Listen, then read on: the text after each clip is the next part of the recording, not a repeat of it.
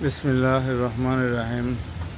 আমার সম্মানিত দর্শক শ্রোতা ভাই এবং বোনেরা, আজ 25শে জুলাই 2026 শনিবার সকাল প্রায় 9টা।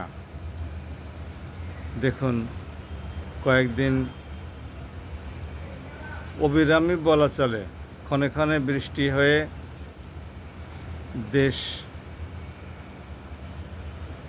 অচল হয়ে গেছিল বলা চলে।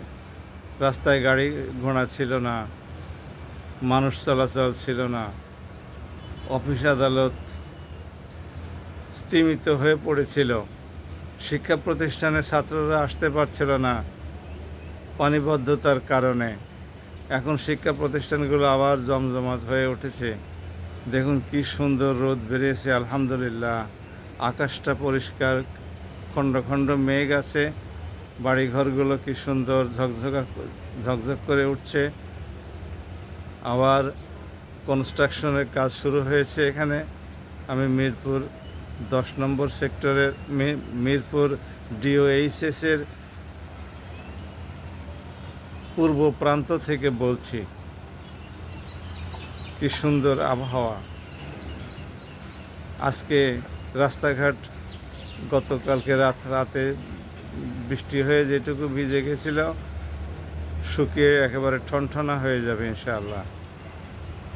কাপড় চোপড় যাদের ভিজা ছিল ঠিকমতো শুকাতে পারেন নাই, আজকে ঝরঝরা করে শুকিয়ে ফেলবেন। গাছপালা কি সুন্দর হয়ে উঠছে দেখুন। আমাদের কত সুন্দর দেশ। আল্লাহ আমাদেরকে এত চমৎকার একটা মাতৃভূমি পিতৃভূমি দান করার পরেও আমরা এই দেশটাকে মনের মতো করে গড়ে তুলতে পারলাম না।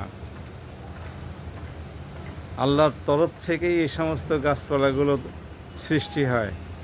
কোনো সময় লাগাতে হয়, কোনো সময় শুধু আঁটি বা বিচি ফেললে পরেই গাছগুলো উৎপাদিত হয়।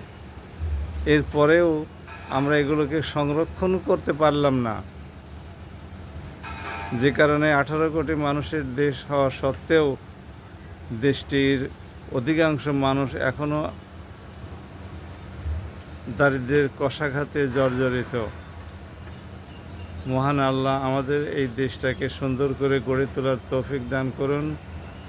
সবার মধ্যে দেশপ্রেম উজ্জীবিত করুন।